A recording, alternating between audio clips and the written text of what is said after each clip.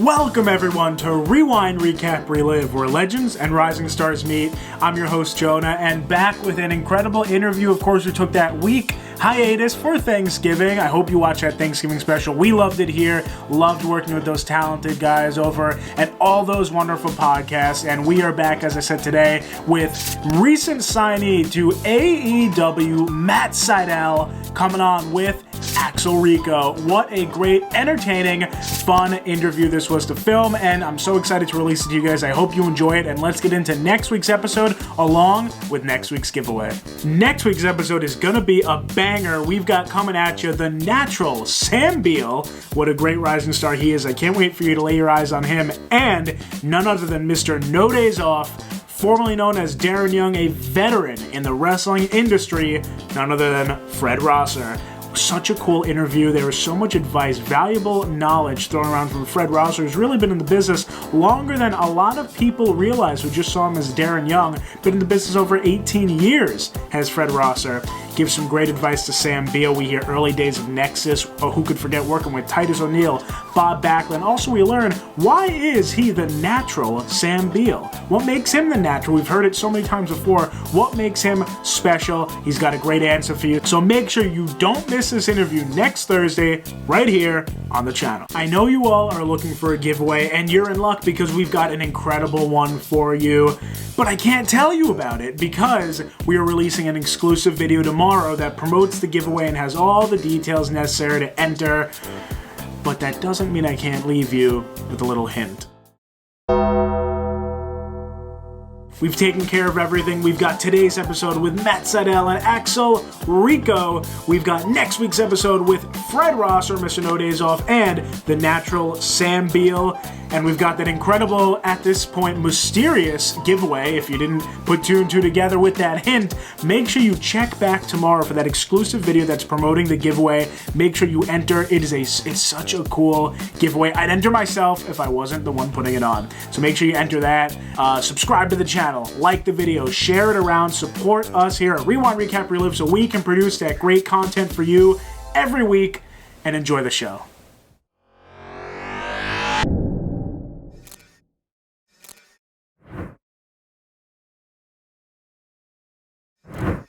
Our first guest wrestles primarily for Chicago-style wrestling, like some of our previous guests. He's the current holder of the PWX Intercontinental Championship.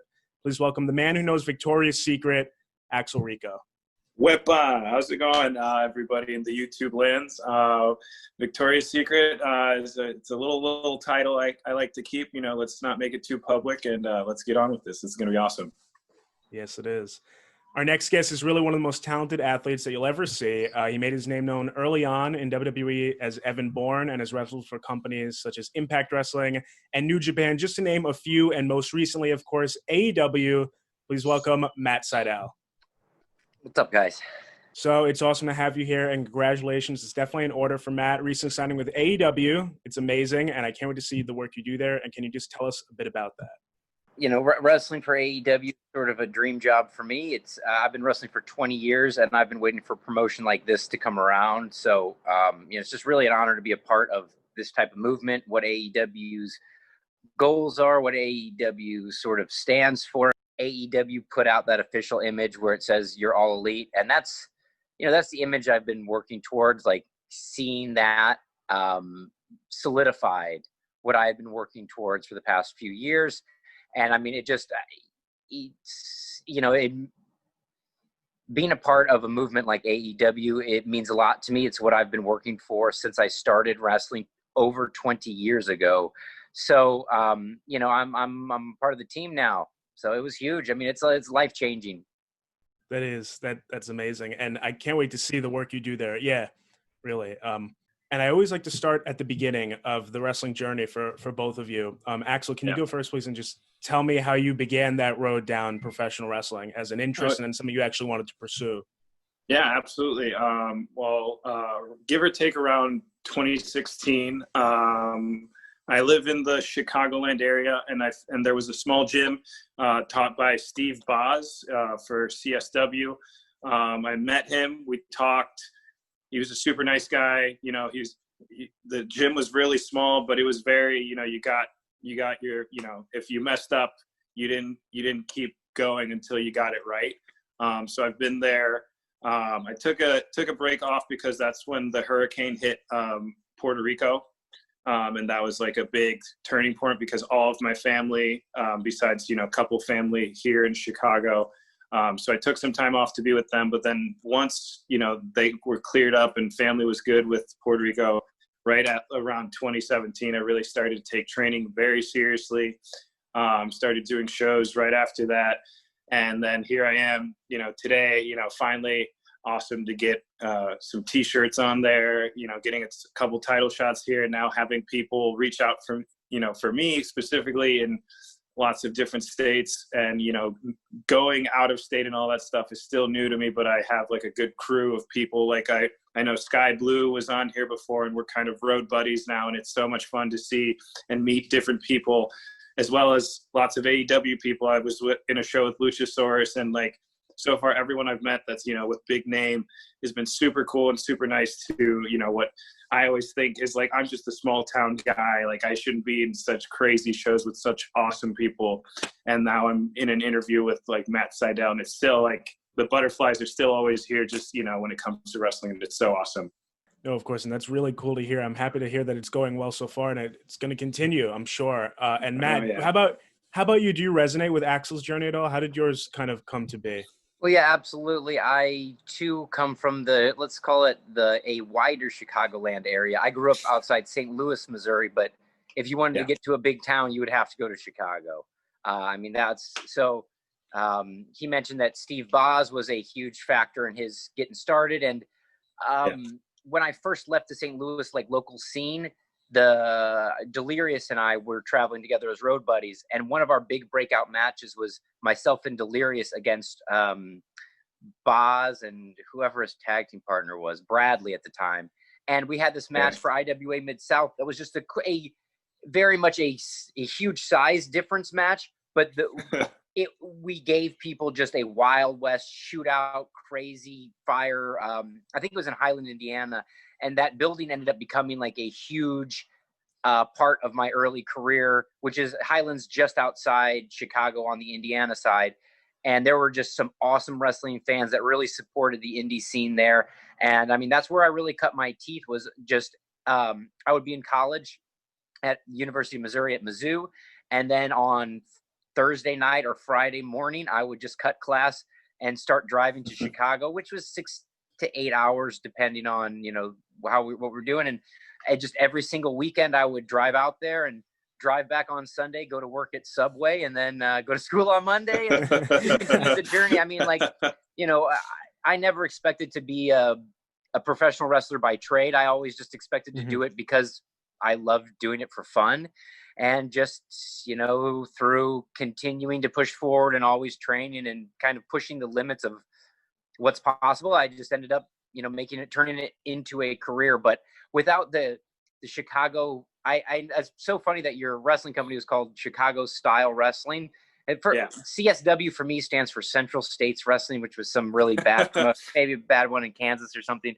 But the Chicago Style Wrestlers are the ones that helped us elevate our game, because I was just a local wrestler in St. Louis wrestling at this. I mean, I was a great backyard wrestler. Then when I moved to the indie scene, they kind of took me down a peg or two and were really kind of felt like I had a couple boots on my throat, pretty tight from the local vets. And this crazy guy, crazy is not the right word, a fan from Chicago who took a bus from Chicago to St. Louis to watch the GCW show that I was wrestling at, handed myself and Delirious these VHS tapes of CM Punk and Colt Cabana and said, hey, if you guys want to make it, you need to do what these guys are doing. You need to follow these guys' lead. And basically, awesome.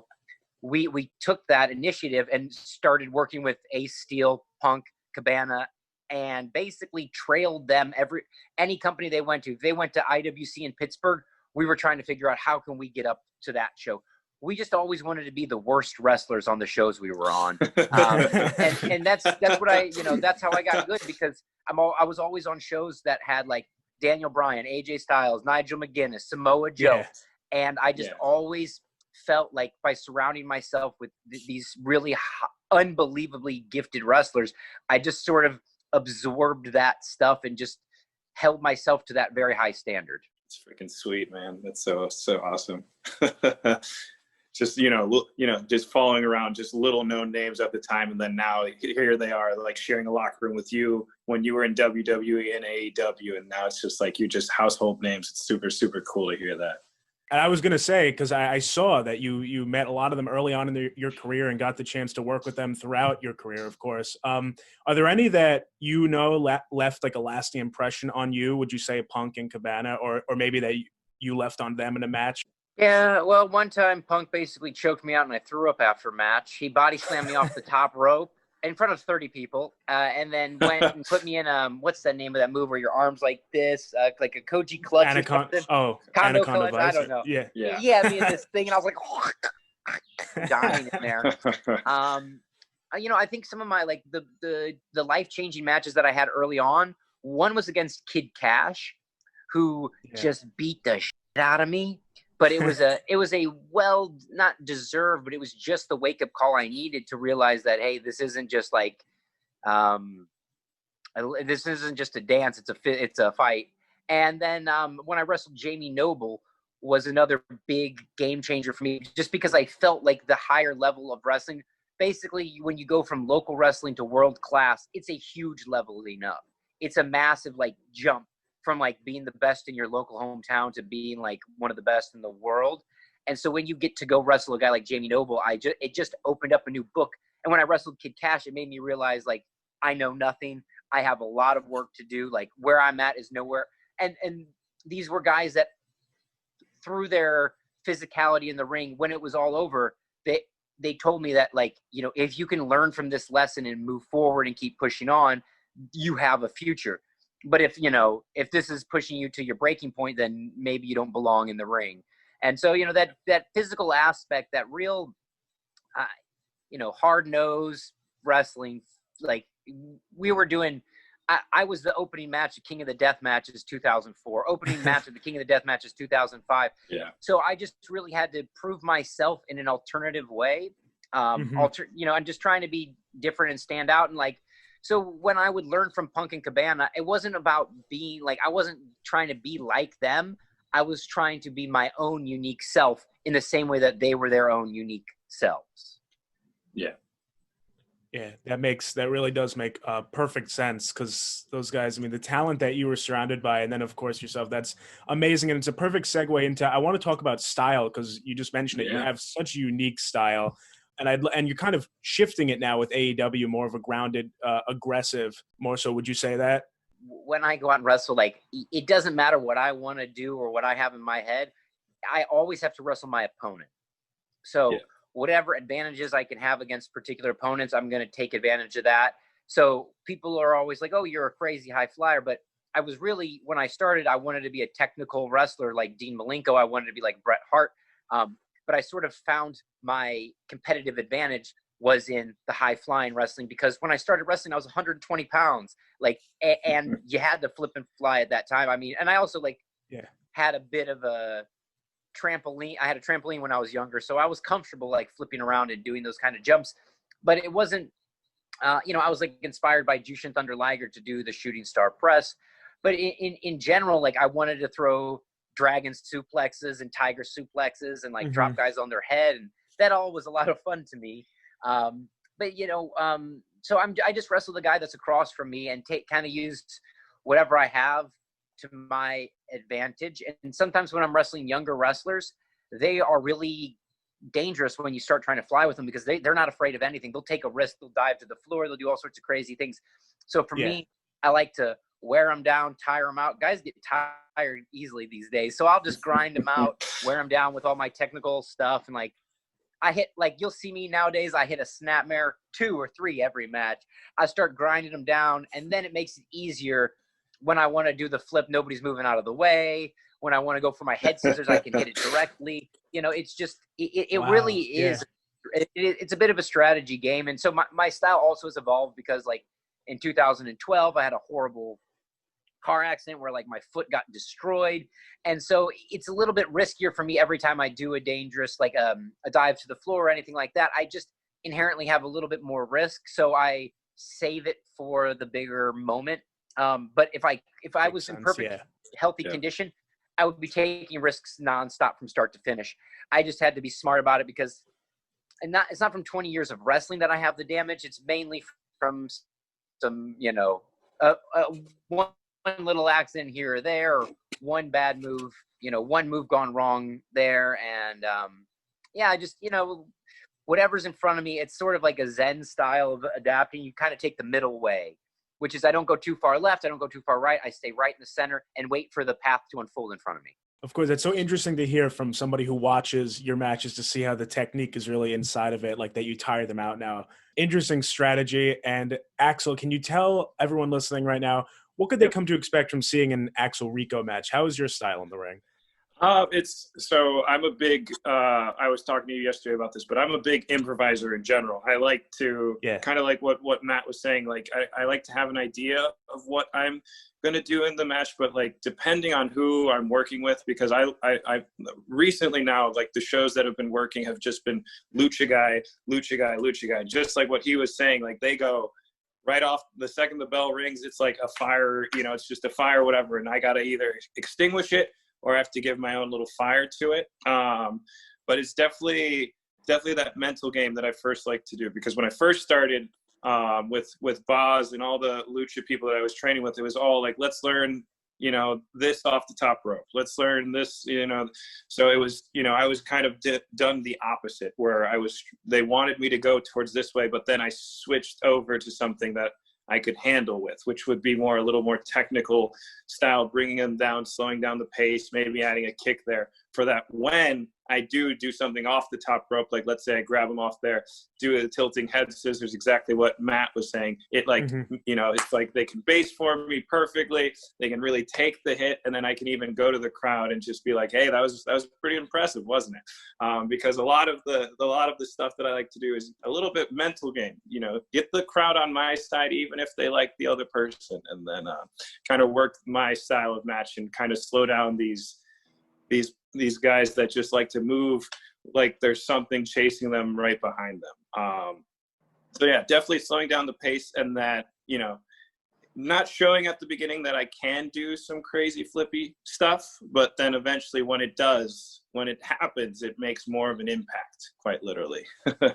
That style that you've developed, have you taken pieces from anyone in particular that you fought along the way? Like, go on. Yeah. There was, well, obviously, I don't know if Matt remembers Boz, but he doesn't forget a single person, especially like a big name that he's wrestled. And he very much likes to set the pace. I know last time we were in a show with, who knows, there's so many shows that I've worked with him, but not against him. He's asked for me like, hey, buddy, if you wrestle me, I know we're going to take our time. We're going to slow it down. We're going to talk to each other, see who wins the verbal battle before we get the physical battle. See what the crowd says, maybe show off our muscles a little bit, even though Steve Boz, he's jacked, you can hit him a couple times and nothing's going to move. But definitely he's been an inspiration, a little smaller known guy, but who's been a good mentor to me. He's been Doug Simmons. He just likes to have fun, and really it's all about crowd participation, getting the crowd on your side. That I've learned the most from the Chicago style team. There's been a couple lucha guys named Golden Star, who he very much deals with all these fresh 15-year-old kids, 18-year-old, 21-year-olds, young bloods that want to make the big move and do the 450s and all that stuff. And he can do all those things, but you got to bring the fire down. So I've definitely learned from Doug, Steve Boz, this guy named Golden Star, and one of my favorite entertainers, his name is Atomico. And he can get down, he can shake all of his body, but he knows when the bell rings, it's all about wrestling on their time. So definitely learning on how to bring the person, whoever I'm facing, tag team, whatever, bring it to my style of match to bring it down into that level. Yeah. And sounds like a great strategy to implement. And Matt, now I'd like to move to when you get signed by WWE in your career. Obviously, you've evolved as a competitor since then, but I'd love to hear how that compared to getting signed now with AEW. Oh, I mean, it's completely different. Yeah. I was so young. I honestly, I can't even remember how old I was. I was thinking I was 24 when I got signed to WWE. But the 2 years prior to that, I had been wrestling for Ring of Honor and Dragon Gate in Japan almost exclusively. And Dragon Gate is the premier organization when it comes to speed and technical wrestling. They are just literally unbeatable. They have their own style that, if you watch what AEW has become, it is extremely heavily influenced by Dragon Gate, and especially Sema, a particular wrestler who taught me, Jack Evans, Roddy Strong, the Bucks, Rich Swann, Uha, Ricochet. He took us all under his wing and mentored us, and then we got to wrestle with all, the first two generations of Ultimo Dragon students, which are the guys from Toryumon and T2P. So I'll be wrestling Naruki Doi and Yoshino Masato. And these two guys, I mean, those two are my two favorite wrestlers of all time. They are like as complete as you can be, technically sound, perfect, precise. And so I was coming from a place in Japan where we did a lot of two-player wrestling. Like, we did moves that required two guys on the same page at instantaneous, perfect timing, no hesitations. No, like taking a little bit off the kick. Everything was 100% go hard the whole time. And then I got dropped into Louisville, Kentucky, Ohio Valley Wrestling, where everybody would just start the match by going, whoa, whoa, whoa, and then slowly backing out of the ring like they don't want to fight, and then saying to the guy, hey, you over there. And it's like your 15-minute match ended up only having 5 minutes of wrestling because these guys love to take one and roll out of the ring and stall. And, I didn't have any problem with that, but it certainly was a much easier task than going hard for 15 minutes. And in a Dragon Gate match, the end, you always knew what move was the end because you were dead and you did not want to get up after that. You would take a squisher in the corner, a German suplex, pick a brain buster, then a guy would come off the top, and you would not want to get up. You'd be thankful that you could get out alive. Yeah. And then I do these other matches, and guys wouldn't even want to work up a sweat, and it drove me a little mad.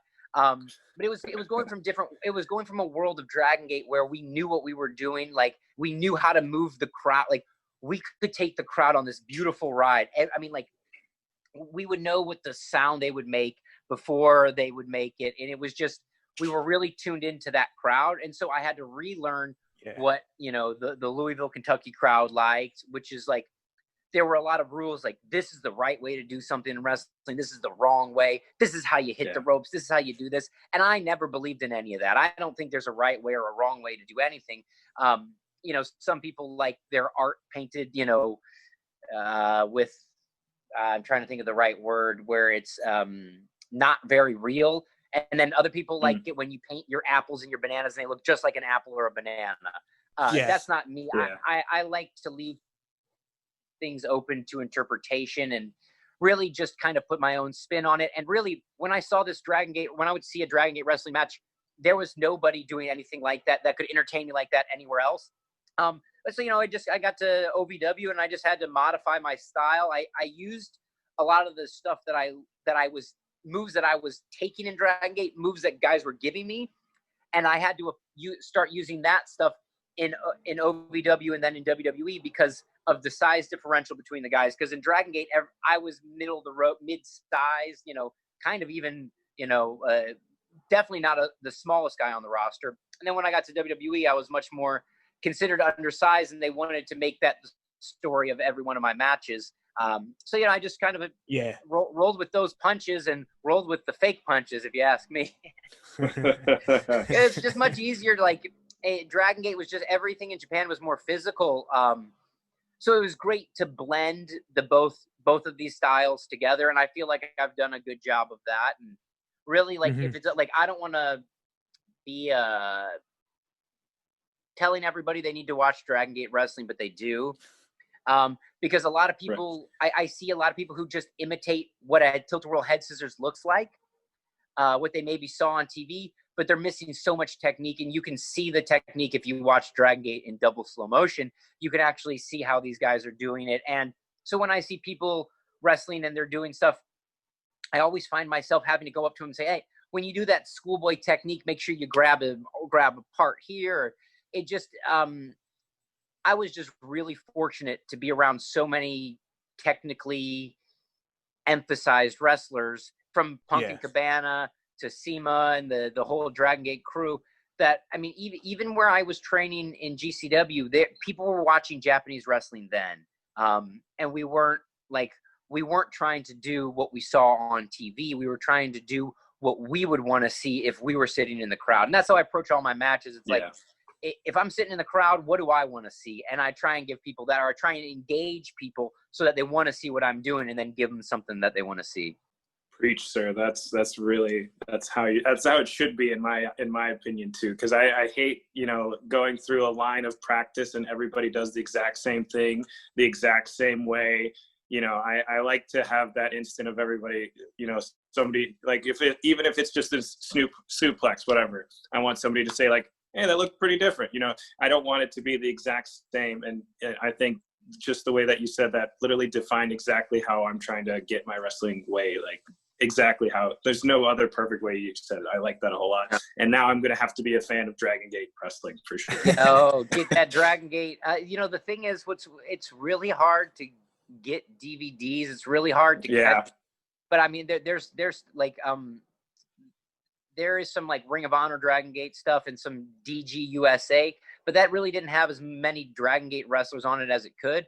But even right now, Dragon Gate has a guy named Eita, who is like the best. He went on an excursion to Mexico, so he has more a lucha style, but he has some of the most creative wrestling that I've ever seen. And of course, Yoshino and Doi are in their 20th years wrestling, and they are just peak pro. I mean, as good as you could ever be. And they know what they're doing. And, I liked what you said about like Lucha Libre wrestling, and because I really think a lot of people are sleeping on Lucha right now, and the future of wrestling is Lucha Libre, without a shadow of a doubt. I mean, if you look at Pentagon and Rey Fenix right now, find me somebody who's better than Rey Fenix. If you find him, tell me, because I will have a new favorite wrestler. But I really believe that people can't be set in their ways. Like, one of my favorite things favorite Zen saying is unlearn something every day. And like, when I left WWE, I had all these rules established in my mind that A plus B always leads to C. If you do X and Y, you're going to get Z. And I mean, the truth is, it was just theory. It was really just nonsense.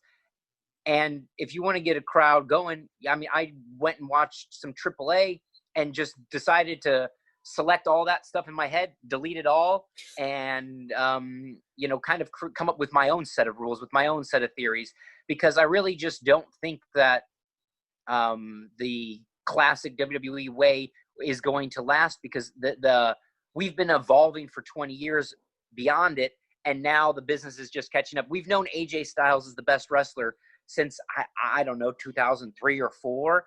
And only now is he being recognized as that. So, I want people to be growing to the future, not imitating. Like, if I see another RKO in a match, I just laugh at these guys, because it's like, where's your creative instincts to do something a little better? Like, at least when Sammy Guevara takes an RKO or whatever, he takes it crazier than everybody else. Yeah. There's just something a little bit different and unique about it. And like, when I think of matches, like, for example, when I was in New Japan, you would not catch me doing a drop kick. Well, I've got a good drop kick, but I don't have an Okada drop kick. And in fact, there are 2 or 3 other guys in New Japan that had better drop kicks than me. So I just kind of switched to my spin kick. Now I got a better spin kick than everybody else, but I just wanted to make sure, like, I don't just think about what I'm doing. I think about the whole show. I think about the whole card. And then my way to stand out is finding what people aren't doing, or what techniques they're not doing, and then like using that to stand out. It's just, when anybody starts out wrestling, you do imitate your favorite wrestlers, and you kind of have the old shades of so-and-so, shades of so-and-so. And it's really great to have that for a while, but eventually, the guys who are creating their own techniques, like I'm at my wrestling school, the Sai Dojo in Clearwater, Florida. Apply now. When I'm at the Sai Dojo, like, I'm not trying to like do some stuff we saw on TV last week. I spend the whole time trying to come up with a new way to do a crucifix, a new way to do a roll up, a new version of this. And that's what we're always driving for. Of course, we have to learn all the traditional techniques, but in the end, we're searching for that one thing. And then like, that's what it drives me crazy if people steal moves, because if I create a new move, that means everything I've ever done in my entire life led to me inventing that, led to me creating that technique. And then, so for example, I was the first person to hit a clothesline in the corner where your legs go through, often referred to as the Miz clothesline. Yeah. He didn't come up you with created that? Of course I did. And I do it way better than him. Should have known, yeah. The original technique was, you have to do the move right. When Miz does it, he runs and he like jumps and he sits in the corner and he touches the guy with a clothesline. When I do it, you have to use a deep-seated inner rage and attack the corner so hard your legs just end up through the other side. You throw the clothesline so hard your legs end up on the outside. You're not trying to sit in the corner and do a clothesline. So so when I see people do a lot of techniques, like a lot of wrestlers do like the Skida special, where you like hook the hip toss, you pick the leg, you roll them through, slide over, and hit his pin. They just miss the essence and the art of the technique, and they're just doing what looks like it. You know, what looks like the move, but they miss a hook or a hold. And I'm a stickler for that stuff, and my students know I'm crazy and I yell a lot. But it all comes from a good place. I know Boz is a lot the same way. We're just insanely passionate, and our hearts are in it, and our souls are in it, and like, what we just put everything we have into it. So it's like, I don't even think my way's right. But it's what I believe in right now. And, you know, I'm just trying to teach like these techniques that, you know, I've spent 20 years learning everything the hard way, getting my ass kicked, taking all the bumps, and then kind of distilling all the information, filtering it through, and then now trying to give it to these guys where I can give them a base, like a scaffolding, and then they can fill in the facade, like they can fill in the stone in between the scaffolding. I gotta say, Matt, I love the energy and the passion, especially for someone who's got, 20 years of veteran in the business, and you still have, I feel, the same passion as day one. It seems like it. And I highly recommend, your style, the way you're explaining it right now, all the tactics, I highly recommend anyone watching go check out the Psy Dojo in Clearwater, Florida, for sure. Yeah, I might have to do that. Yeah, absolutely.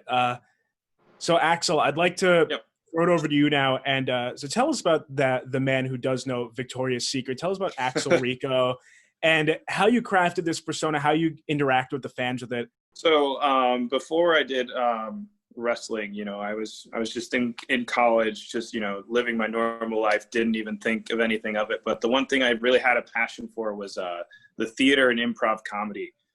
Every time, I'd be like the coolest person. I'd be the person that, like, if somebody said an idea, I would want to push it to action. So like if somebody wanted to do an improv wrestling show, where like it's like 15 minutes of just sketch comedy, and then we actually have like a match or something like that, I'd be like, you know what, let's make it happen. So I'd be like the friendliest guy on there, but when I hit the stage or the curtain opens up, it would just be, you wouldn't even know who would come out. It would be Axel Rico, it'd be Francisco Rico, it'd be somebody, and then so like when I would, practice, learn the moves and all that stuff, that was kind of the hardest part for me, because when all of a sudden they'd be like, all right, we need you to do five minutes and you're working this guy. Be like, okay. And then the second, that any type of music plays, I'm just in the zone. I know what I'm doing. I'm like, if I have to, if I don't like this guy, I'll make fun of him. I'll make fun of his hair or something like that. But I just come up with all these things that people just tell me like, man, that's really good. You should use that. You should say that. It's just like, what did I even say? I was in the ring. I had no idea. I was just like kind of in the moment, But I love taking that. I love going out there, just the improv that I was doing for 10 years throughout high school, into past college, into even while I was doing wrestling, I was doing, Friday night, I would do an improv sketch show at 2 for 3 theater over here, or 773 over here in Chicago. And then that next day, I would have a CSW show.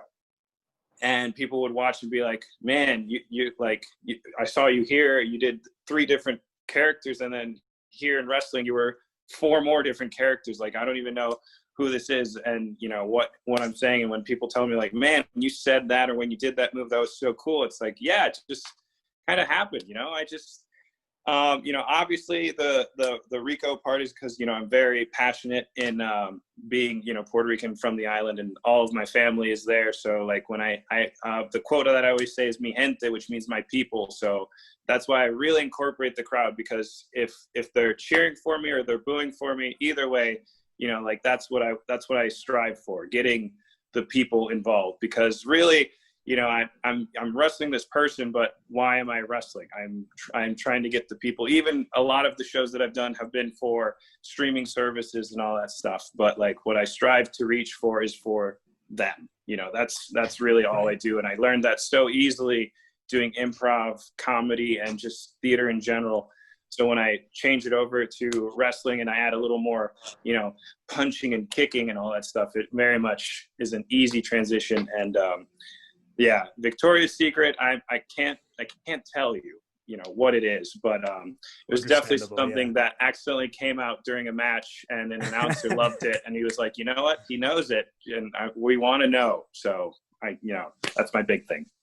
Eventually, yeah. Later on in your career, yeah, you'll disclose that, I'm sure. Yeah, maybe once I'm a 20-year vet, and then I can finally put to rest the secret, because, you know. No, never give away the secret, man. We go. Never, ever. Always do. Have you ever? I hate to go on a sidebar, but you guys ever follow Jerry Briscoe on Twitter? No. Gerald Briscoe. No. Okay, he's a genius, and every week he puts out a tweet that says, Jerry's big announcement, check out this video. And it's a 2 or 3 minute video. And then he just talks about his stuff. And then right at the end, he goes, okay, now it's time for my big announcement. And then it just cuts off. Every week he puts out a video. And every single week he just makes you wait for like, and now here's Jerry's big announcement. Yeah. I got to try that. Right. But I love what you said, because like that improv base is so good. And like, you know, having the composure in theater, because so many people get really flustered when they're on stage in front of people. So when you have that composure, doing speaking things and trying to make people laugh, you've got a great ability to interact with people. And then when you add on top of the improv comedy, then you add in sex and violence, then you've got pro wrestling people can't take their eyes off of. You combine those 3 elements, that when people ask me what psychology is, I would say it's those 3 things: comedy, sex, violence. If you include those 3 things, people are going to watch. It's not about work a hold or some baloney like that. No, it's much deeper. It's a much more subconscious thing. I think wrestling psychology is. And when you combine sex, violence, and humor, who's not watching? Find me somebody who those 3 things don't make them, force them to keep their eyes on what's happening. Yeah.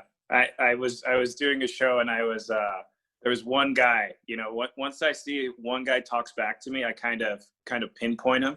And we were, you know, this guy was throwing me. I made him hit his hand on the corner. Oh, he was hurting. And I just took a break. I grabbed his beer, chugged it, and I gave it right back to him. He didn't even notice. He was just like so involved. And I still think that's like one of my favorite, when I know I got the crowd, you know.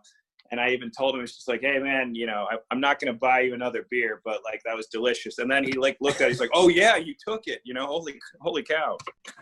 Oh, that's great. Yeah.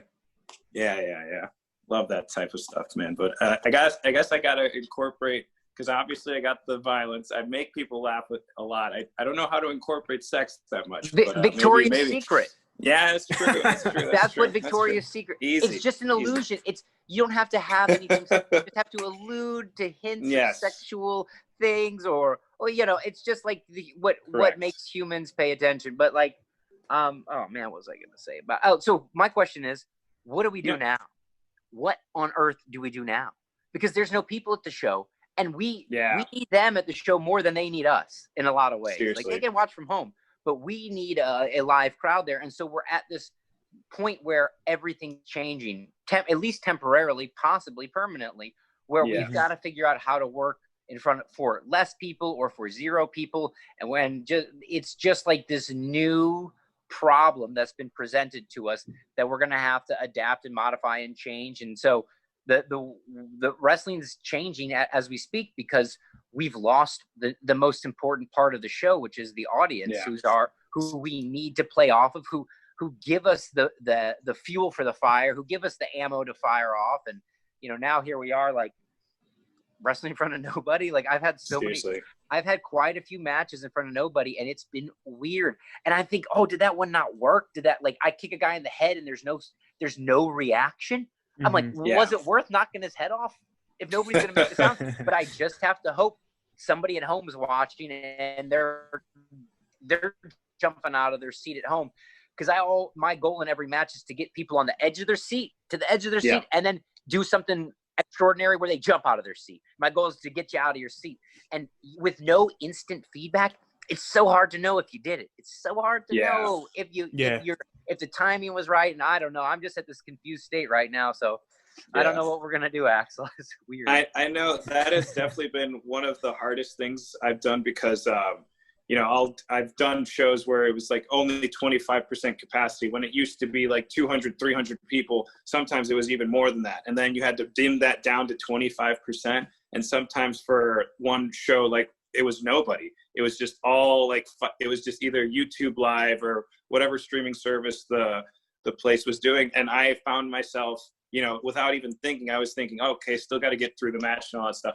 I was messing with the camera people. I was messing with the photographers. I ended up, like, being on top of a photographer, and one of the guys, special shout out to Wrestling Unicorns that are at almost every Chicago show, like, actually getting this and then showing other people. And, I have, like, these guys looking at me and being like, hold on. I end up using anybody. Like, if the promoter's walking by, I accidentally run into him and I start using him. Like, I've just been using absolutely anything. Like, if there's 3 balls, I guess I got to just start juggling, like, whatever have you. I just use anything at my disposal these days, because obviously there's a camera being held and there's people watching it from the inside. I can't incorporate them, but maybe I can make the camera guy break. Maybe I can make the photographer take a selfie. And right now, one of our guys named Robert Meyer, who does a lucha promotion show, he does the photography there. His cover photo is me literally laying on him, and he, like, takes his really fancy camera, does a selfie, and that's his cover photo. And it has, like, one of, don't want to say it has his most likes because I'm in it, but I think it just might be that. Just maybe. That's a really creative solution. I love it. That may, like, that's a really good way. Like, for me, I found myself, like, talking to the ref a bunch. Like, what? Seriously. Who else is there to have a conversation with? And some of these refs I've known a long time, so I've got a little bit more to say to them. And, like, at least we've got the third person in the ring rather than just 2 guys. But it's been a real interesting situation these days. So we'll just roll with the punches on that one. Absolutely. There's no other. We can't do anything, besides just roll with the punches and keep doing what we love, because obviously what we love isn't going to stop, but just the way we do it is going to have to be altered until who knows when. Yeah, it's really cool to see how you guys have been able to adapt to this different creative ways, really 2 creative people, which makes me think this is the perfect question, especially for you, Matt, right now, from what you've talked about. What would you say, your 3 favorite wrestling maneuvers of all time, if you had to pick? Maneuvers for me to watch people do, or for me to do? No, you're right. Let's say the ones that you can do, I like the Muda clutch. So, like, it's like you lace the legs, bridge back, and grab the head. The Muda lock. My spin kick is one of my favorites.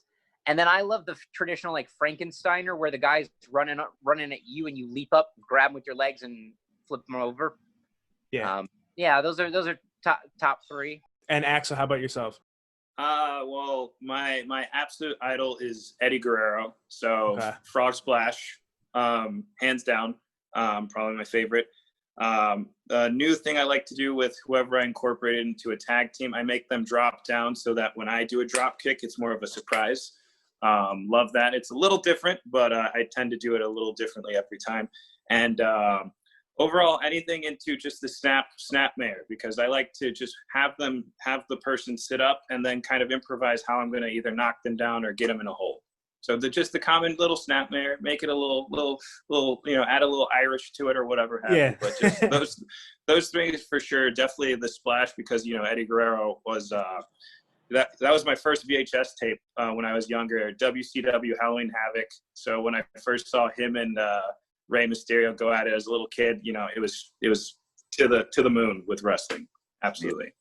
That's probably like how I felt when I saw Rey Mysterio Psychosis in ECW. Yeah. Just like, yeah. And yeah, that match from Halloween Havoc was one of the greatest matches ever.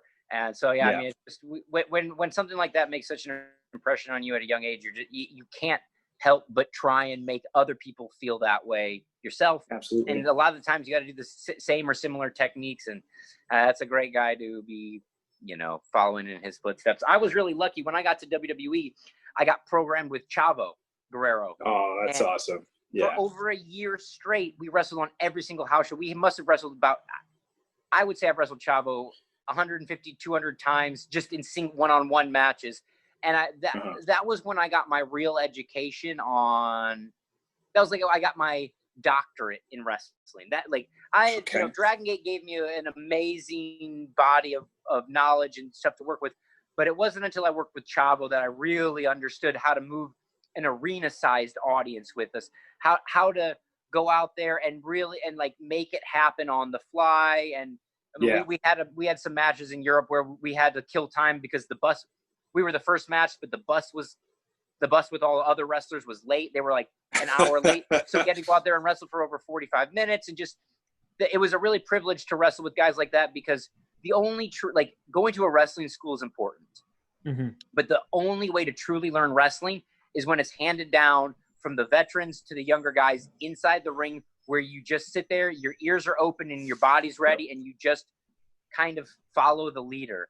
And I was just lucky, like real early on, I got to have a bunch of matches with like AJ Styles, and then a bunch of matches with Christopher Daniels, and then moving on to my Dragon Gate stuff with SEMA, and then to WWE with Chavo. It's just, these guys, they don't just, they rub off on you in a permanent way. Like they mold you into who you are through these matches. And then I find myself calling the same spots Chavo called for me for other guys right now without even thinking about it. It just seems like the only thing that's humanly possible, or the only natural choice. But it's just like literally exactly what he did to me 15 years ago or whatever. That's so cool, man. Chavo's the dog. I found like every Guerrero match that I've ever even seen, even with like Hector and all that stuff, they would look at the crowd and even like assess the situation, you know? And I think that's one of the coolest things, to be able to react just like on an instant, you know, like maybe after shoulder tackle, like you only have a couple seconds to react, but like just the fact that they can take in the atmosphere and all that stuff is one of the coolest attributes I think a wrestler could have in general. I mean, Chavo would throw me up for a head scissors, and as I'm giving him the head scissors, he'd go, "Dive out on me!" Like in the moment, like nothing ahead of. But I wouldn't have to even think in these matches. I mean, comparatively, I was so green at that time. Even though I was, 8 years in wrestling, it just was still, until you're tangling with the best, and like Chavo is the best of the best, as skilled as you can be, as intelligent as you can be, and wise, and the best part about him is he has that same fire, that same heart that you guys can see in this interview. Like, he wore it on his sleeve every match. If we weren't perfect, we'd get to the back and it was almost throwing shit. Like we were about ready to throw shit every time. Like, and it's just because we expect a lot out of ourselves and want to give the fans their money's worth. And it's just, that desire to be the best match on every show. Like that is one thing Chavo instilled in me. Like, hey, just because you're not the feature match doesn't mean you can't be the best within your time, within the right time constraints and everything else. Like you can really stand out. And man, those were just those lessons that I'm still thankful for to this day. And I want to ask a quick career specific question for you, Matt, because I would hate myself if I didn't. It's really a childhood memory for me. One of the biggest spots I'm sure that I've ever seen you do was the RKO. Can you take us down that a little bit? Was there any worry that wouldn't hit, or that it was like, was there practice maybe that went into it? Can you tell us a bit about that? I mean, like, it was so silly. The whole thing went down like over the weekend. We were in like Ohio or somewhere. We were in, I forget where we were doing the house show loops, but that weekend I had just remembered, actually it was in Highland, Indiana. The first time I saw somebody do it, it was B-Boy and M-Dog 20. Matt Cross, they did Shooting Star into the Cutter. I mean, that was a gazillion years ago or whatever. And I guess I had done it with Alex Shelley at a PWG, but it must have been his idea because I didn't really remember it actually happening.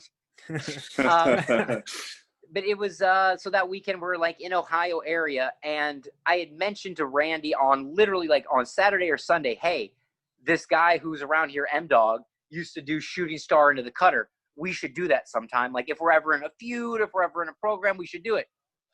Well, on Monday, I show up to Raw, and me and Randy have a segment together. And so we just say, let's do it. And the office was a little, they didn't really understand how it would work. And so we kind of just laid it out. But, I mean, for me, it was just, I'm going to do my Shooting Star press as if I'm trying to land on him. And all he has to do is jump up and catch me in midair. That's all he has to do. Perfect. Jump up, easy, grab me. easy peasy. Just grab you, yeah. It's his special move, too. You know what I mean? He doesn't, like, the instinctual timing was there for both of us.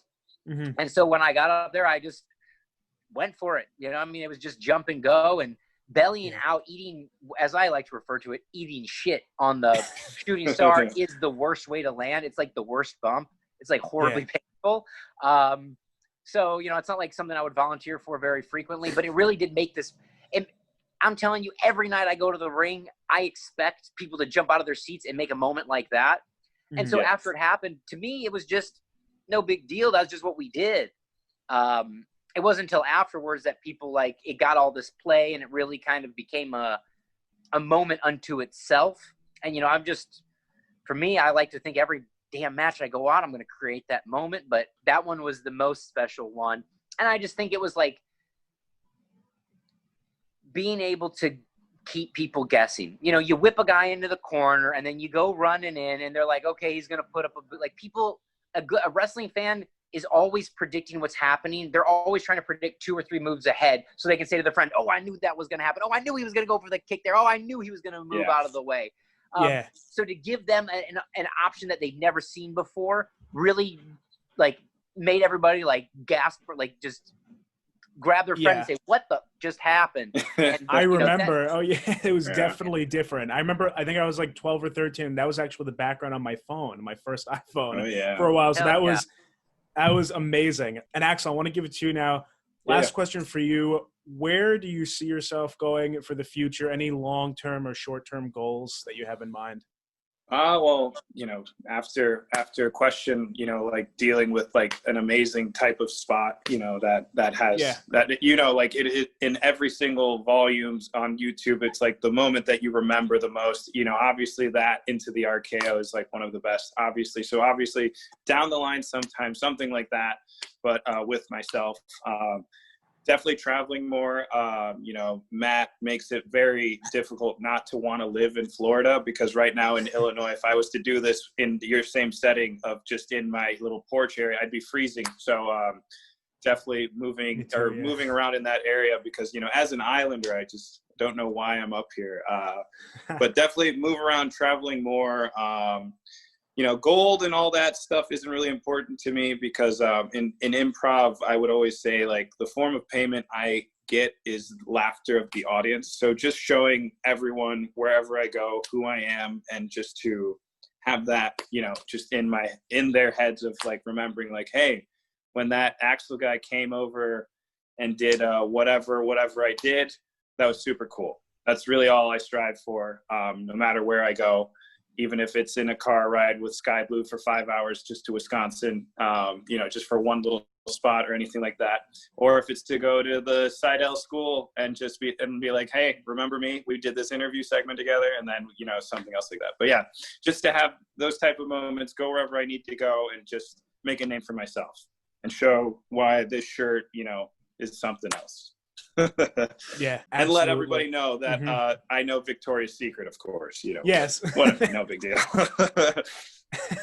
And Matt, so to throw it over to you, what can we expect to see from MattSydal in AEW?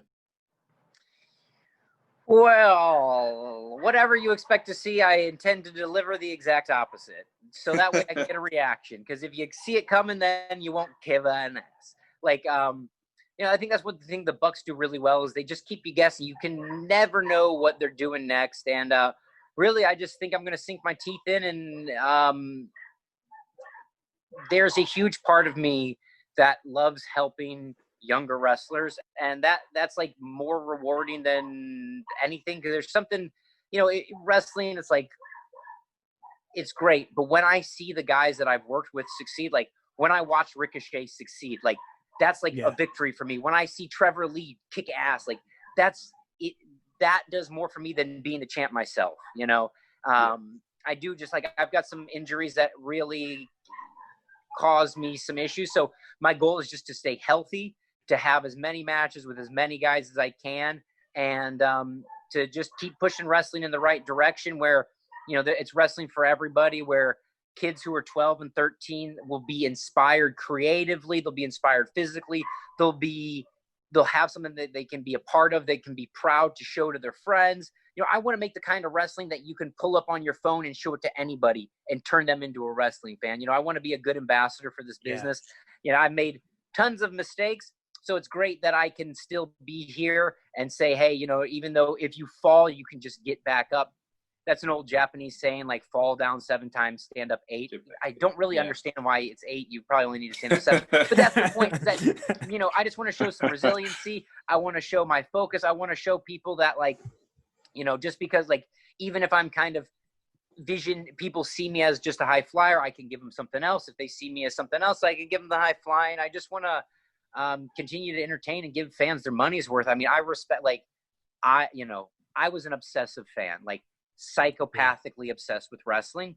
And so I just want to keep that cycle going of, like, people, like, I didn't have anything I believed in when I was young. I didn't have anything that, like, that moved me in any way until wrestling fell into my lap. And so I just want to make people feel that way I felt, that connection. I want to give people that, and whether they find me in AEW or if they just like watching NXT or whatever it is, I feel like I put a little sprinkle of Seidel into everything. A little Seidel water, as it's sometimes called. You drink that Seidel water, and I want to work with Axel. You know what I mean? Sign me up for that. Like, I just That's awesome. I just want to keep wrestling till my body quits, and then even after that, a few more years. It's true. So hey, there's a lot to do said. in wrestling. Yeah. You don't have to be just a wrestler anymore. You can do anything. And Matt, final question. Any advice for Axel as he moves on in his career? Please. Yeah, so my suggestion is just find the shows where everybody's better than you and get on them and work them. And I mean, like, I love that you have that combination of the lucha background and technical wrestling and all that stuff. And you'll find out how much it'll come in handy. But, there's a lot of good shows in your area, and it's like, it's important to have fun on shows, but it's also important to be on shows where you can, like, see the magic happen. When you see the way, like, for me, when I left WWE and went to PWG, and I saw what the young Bucks did to that PWG audience, to witness it firsthand, like, when I saw the Samoa Joe, AJ Styles, Bryan Danielson, like, finals of the Ted Petty Invitational Tournament, like, that told me, like, there's magic in the air, and you have to create it. Like, there's magic if you can tap into it, and, like, just go until you find these people who can really move the crowd, and just, like, working the guys that are always better than you.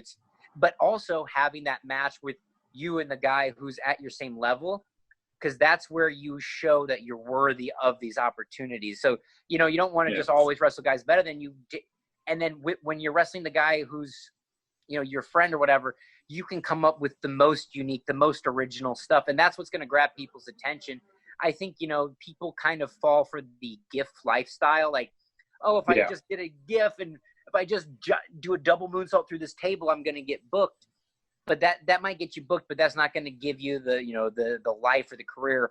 For me, what I want to see out of a guy like you is, like, a guy who takes moves good, a guy who takes a good DDT, a guy who's there for the Hurricane Rana.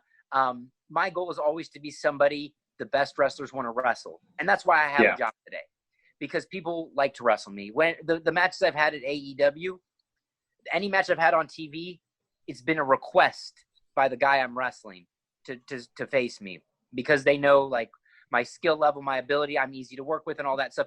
So if you become a guy that people want to wrestle, you're always going to have a job. You're always going to have a booking. You're always going to be busy. So, figuring out how to be that guy is what you're doing. But it seems like you're on the right path. You've got a great composure, a great background, and then it's just a matter of figuring out how to do it in today's environment, which even I am still trying to figure out. Cool. Well, thank you, sir, so much. I really appreciate that. And you know what? Let's figure out together. And if I find out anything, I'll let you know. And if you figure out anything, then we'll just communicate here. Let's share Definitely, secrets. for sure. All right, I got For sure. For real. Thank you, both of you. Thank you so much for being Yeah. here. This was awesome. The energy was great, and thanks again. This was a good episode. Thanks, Yeah, Jonah. thank Happy to do it. Yeah, happy to do it. So much fun. Peace, love, pro wrestling. Oh, wait. Absolutely. Hold on. MattSydal on Instagram, Prowrestlingtees / MattSydal, maybe / Axel Rico. You got one? Yeah. Prowrestlingtees? Axel Rico on Instagram. Literally same thing. / on the Pro Wrestling Tees, Axel Rico. We'll put it down Get below some of for this. sure. Thank you. Thank you. Bye. Pete. Woo, Master Daddy, boogie woogie man feel good. I tell my people, my brothers and sisters, don't you dare miss online. Rewind, recap, relive. Oh yeah.